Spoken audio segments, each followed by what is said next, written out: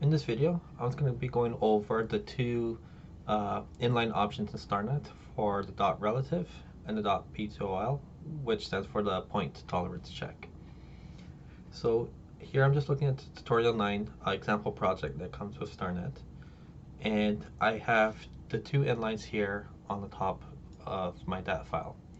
So what I'm actually looking at here is just the relative ellipse between points 0015 and 0018. So here in my network plot, if I look at my plot options, I've checked on the relative ellipses. So that way we can see this blue ellipse here, which is the relative ellipse between the ellipse on 15 and the ellipse on 18. And in our output, on the end of our section here, under error propagation, you'll have more options here where you'll see the relative of the error ellipses and the position tolerance check. So starting with the relative ellipse here, this is going to be comparing the ellipse between those 2 points. So for example, if I look at point 15, and I'm just going to modify the position here a little bit for the calculation of point 15. So you can see here that the ellipses are increasing here because, again, I've changed its actual position for point 15. So when it's being combined with the vectors, it's not lining up as neatly anymore. So you can see by also increasing the position there for 15 and everything related to it, all the ellipses increase, also increasing the relative ellipse between those 2 points. And you'll see the two values here for semi-major and semi-minor there. And that just gives us just kind of the relative error between those 2 points. So typically you might see that in an example where you have the same point that was measured throughout the day. So you have a base station. So let's pretend that 0017 was the base station, and that you measured point 0015 at 8 a.m. and then you measured the same point later on in the day around like 6 p.m. and you call it 0018. So the 2 points would be pretty close to each other because essentially they're exactly the same point, but because they're GPS in this example, the vectors are going to change ever so slightly.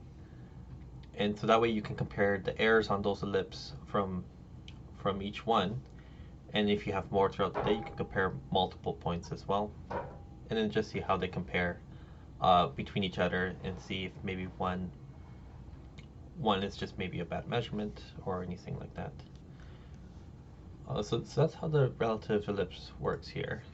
So I'll go ahead and count that out, and I'll bring my point here back to its original position.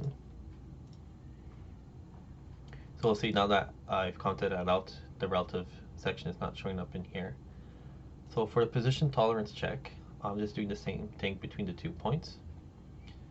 And if I go into my project options, in special I have my perform check on specified connections checked on. And what this is going to do is just do a check between each point. So you can see we have the relative ellipse between each connection here that it's performing. Plus it's going to be doing an extra one, which is between 0015 and 0018.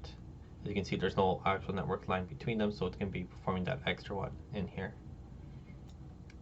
So here on my network plot, I can turn off the relative ellipses. I won't be needing that anymore. And here what I'm looking at is just a position tolerance check. So because I have this inline in here, it's going to perform the check just between those 2 points. And that's why we only have one entry in here. So coming back to the project options, where I have my settings checked on, you'll see I have the list set to all connections. So if I comment out that line and run the adjustment again, it'll show me all the different positions, all the different connections here. So that's between each point, each measurement that we have in here. And what it's doing is just doing a little check. So it's looking at the ellipses for each of those points and comparing that to the tolerance that we set. Now we set a really low tolerance on here. So if we increase that tolerance, and run the adjustment again. You can see where it's being allowed here. So here we're looking at the actual semi-major axis, and all these numbers are the same as these numbers here, our relative ellipses. And then so that's the actual, and then we're looking at the allowed, which is based on our tolerance settings, and then it computes a ratio between the two. So because it's computing a ratio between the two, if our number falls below the allowed, we'll have number below 1. If it's above the tolerance, it'll be above 1, and it'll flag it there. So if I come back and change my settings, and I'll change it something a little bit higher, so we can see everything is still falling within tolerance, so I'll increase it even more. Sorry, I was putting it in the wrong direction, because this number needs to be lower to make it a little tighter fit here. So I'll do 0, so I'll do 5 millimeters. Alright, so here we can start to see where some of the ellipses are passing, so the ratio is below 1, and the ones that are failing, which are above 1.